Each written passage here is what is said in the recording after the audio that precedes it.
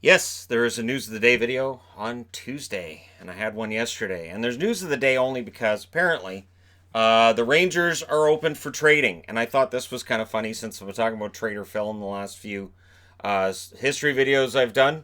Talked a lot of Rangers about a lot of trades being done by those Rangers. And apparently Buchnevich is on the block and Nemesnikov's on the block. They're not sure with Kreider. Kreider's cap hit isn't really awful, and they need to have goal scorers. You can't lose Nemesnikov, Buchnevich, and Kreider and go we're better because that just wouldn't work. So I don't think Kreider's going anywhere, but he could be. It's either going to be Kreider or Nemesnikov. I don't think both of them would go. And if you lose Kreider, you have to get something back. But with Nemesnikov, I think you're just looking to get cap space. Because according to Cap Friendly, they have roughly $7 million in cap space, and rumor has it Trouba wants 7.5 to 8. That's where he's at. So you look at Panarin, he's at 11 plus. Trouba at 8, that's $19 million plus for two guys. And I think, a question that's worthy of asking is when you take a look at Trouba and Panarin at 19 plus million dollars and look around the league at other teams and what they're paying their top two salaries and ask yourself, is this a financially wise decision? That's when it becomes an interesting conversation to have, I guess. Buchnevich for me is a future 30 goal scorer. He had 21 this year, and it wasn't a great year for him, and I think there's a 30 goal scorer here. If the Rangers trade Buchnevich, they're going to be trading low on him, and that's dangerous because this young kid could come back to haunt him. And yet, they need that money for Trouba, and they can't afford to sign Buchnevich, who's an RFA right now, with Trouba without getting rid of more money. Now, there's other players they could get rid of. There's certainly other cap space that can be had elsewhere, but the rumor is that Buchnevich and Nemesnikov are the guys who are on the block. I don't necessarily think Jeff Gorton would just be looking at those two, but those are the two names that are out there, and very well could be a matter of Nemesnikov's $4 million salary. It's hard to take on that cap space with Nemesnikov, but if you're getting Buchnevich on top of it, that makes it a heck of a lot easier to take. So it's going to be interesting to see what the Rangers do between now and training camp, because as soon as we know Trouba's number, we'll know just how desperate they are to move people. You might be better off making the trade before teams know how desperate you are to make that move, unless they already know, in which case you're already hosed. All right, moving on from the Rangers. Carolina has signed Hayden Fleury to a 1-year, $850,000 extension. Forsling accepts a qualifying offer, which is 1 year at $874,000. So those are two defensemen signed. Fleury played around 20 games for Carolina last year. And I would think this year would be the last year where you can look at Hayden Fleury and say, okay, is he ever going to live up to his draft position, or is this what he is? Will he never really be a top 6, top 4? Top 4 in Carolina is not going to happen, but with some departures and some of the returns, there's room there on the Carolina blue line for him to get more games in if he shows that progress. But I would think that if it's another kind of meandering 25-30 game season, I wouldn't be surprised to see Carolina move on from him next summer. The Oilers have signed Josh Archibald to a 1-year contract at league minimum, which is $700,000. And honestly, this is fantastic. Archibald had 12 goals last year for the Arizona Coyotes. I like this move a lot. The problem is it's not that top 6 winger they needed. So it's another additional third, fourth line guy who maybe he scores 10. The 12, it was nice to see him score 12 last year, but I don't know that he does it again. So we'll see what happens with Archibald. I'm going to apologize now. I'm dealing with allergies and crap right now. So anyways, I'm not sure why. It's middle of summer. I shouldn't be dealing with allergies, but clearly I am.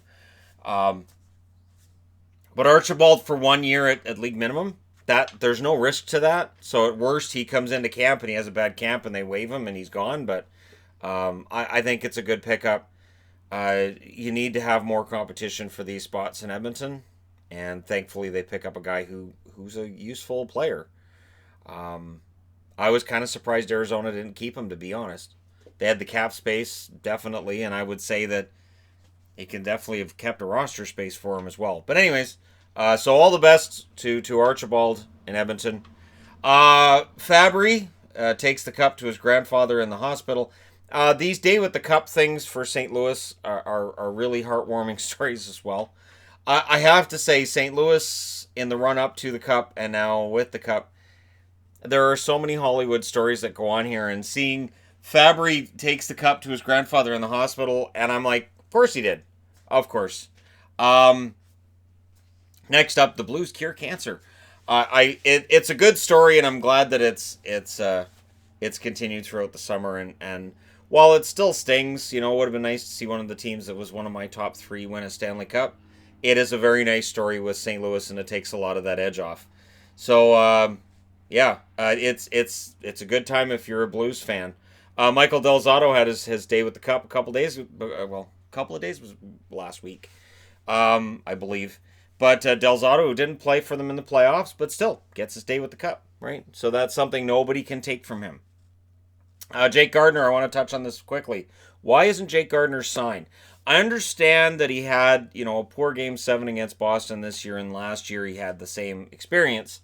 That being said, he's a solid defenseman, and when you look at some of the defensemen that have been signed, who are definitely inferior to him, and not to slight them, but because Gardner's not a bad defenseman, I find it weird that he's out there. Of all the UFAs that are out there, the other ones I all understand. They're either veterans that are waiting on a contract offer from one team, or it's Ben Hutton, who I think has been kind of overrated a little bit on the free agent market due to the numbers he put up in Vancouver on a weak blue line. I think his defensive numbers are scaring teams off, in Hutton's case. Gardner's, they shouldn't. I understand he has some issues, but he's a pretty solid offensive defenseman. I'm really surprised he's still out there. So hopefully he gets signed over, I would say, the next week. I'm looking at Montreal, I'm looking at New Jersey, and saying Gardiner would be a pretty good pickup for either of them. Anyhow, moving along, Teddy Bluger has signed a 2-year extension with the Pittsburgh Penguins at a value of $1.5 million, so $750K per season. Perfect. Bluger is one of those guys I watched for Pittsburgh last year, and I think there's more there. I think this could be a huge bargain. I don't know how much offensive upside is there, but I like the kid's game, and we'll see how he develops from here. Sonny Milano quietly accepts the qualifying offer from Columbus.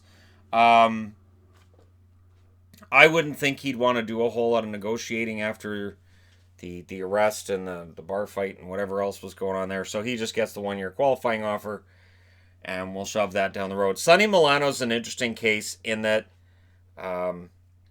he was supposed to be a top 6 forward, and it hasn't really happened.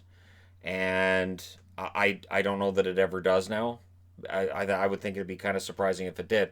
But let me know what you guys think regarding Milano and any of the other things, other items on the board. If you're an Oilers fan, does adding Archibald bring a tear to your eye, or does it make you go, yeah, it's another guy? We'll see. Let me know your thoughts in the comment section below. As always, don't forget to hit like and subscribe if you're browsing your way through. You just happened upon this video. And hey, thank you guys so much for watching. I'll talk to you again soon.